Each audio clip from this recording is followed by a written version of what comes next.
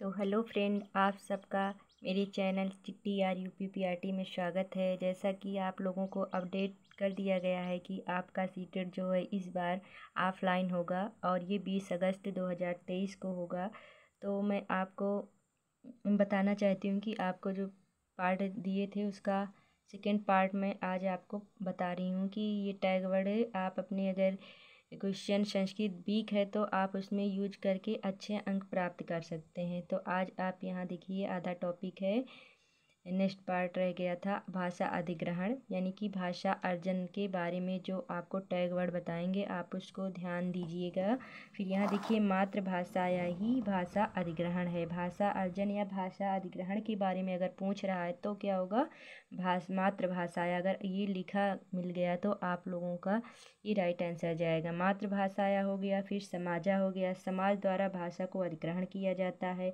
फिर भाषा अधिग्रहण का अनुकरण किया जाता है, यानी कि अनुकरण या अनुकरोध दिख लिख गया तो ये पॉजिटिव, यानी कि आपके प्रश्न के ये कीवर्ड माने जाएंगे। भाषा अधिग्रहण जो है सहज होती है, सहज ये कीवर्ड है। अनौपचारिक होती है। फिर यहाँ पर देखिए, भाषा अधिग्रहण कहाँ से प्राप्त होती है, तो विद्यालय द्वारा किया जाता है। फिर भाषा का अधिगम जो है औपचारिक तरीके से किया जाता है। औपचारिक ये कीवर्ड आपको क्वेश्चन में कीवर्ड को पकड़ना है। औपचारिक हो गया, विद्यालय द्वारा हो गया। फिर यहाँ देखिए, भाषा अधिगम द्वितीयक भाषा एवं मानका भाषाया भवति, यानी कि द्वितीय भाषा अधिगम में कैसे होती है, तो ये द्वितीय भाषा आप लोगों की लैंग्वेज जैसे हिंदी हो गई या इंग्लिश हो गई तो ये मानकया भवति, यानी कि आपके टैग वर्ड में क्या लिखा मिल जाएगा, द्वितीय भाषा एवं मानक। तो राइट आंसर आपका होगा वो ऑप्शन। फिर यहाँ पर भाषा अधिगम के बारे में पूछ रहा है तो आपकी क्वेश्चन में अगर ये प्रयास पर्यंत लिखा है तो ये उसका करेक्ट आंसर जाएगा। आप कीवर्ड को ध्यान दीजिएगा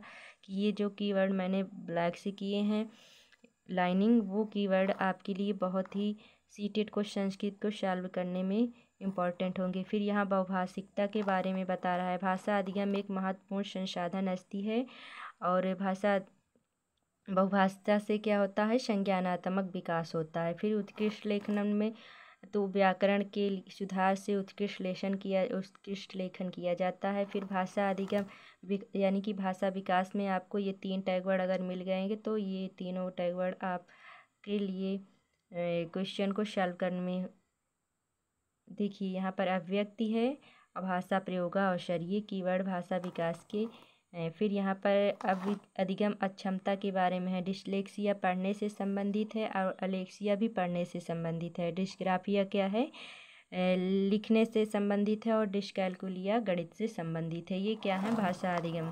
फिर नेक्स्ट रह गया है, इधर देखिए, कथा कथनम। कथा कथनम का मतलब जो है कहानी से होता है, कथन से होता है। भाषा के समग्र रूप की प्रस्तुति बालकों को मिलती है, संस्कृत को जानने का अवसर प्राप्त होता है, यानी कि कथा और कथन कहानी से क्या होता है, संस्कृत।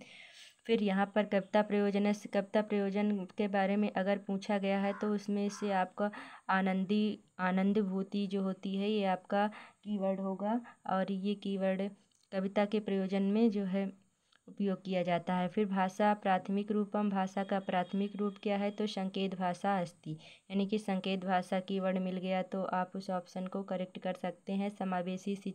समावेशी कक्षा को संस्कृत में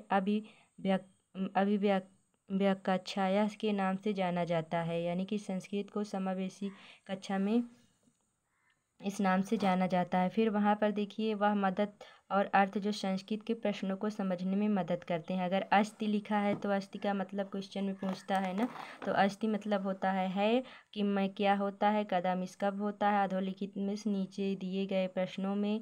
फिर असमचीनम माने अप्रचलित होता है, नास्त में नहीं होता है, यदा माने जब होता है, यति माने किम, समाचीनम माने प्रचलित, चा माने और। तो आप लोगों को अगर ये नहीं समझ में आ रहा तो प्लीज़ कमेंट कीजिएगा, मैं ये अपने नोट्स में आप लोगों को प्रोवाइड कर दे रही हूँ।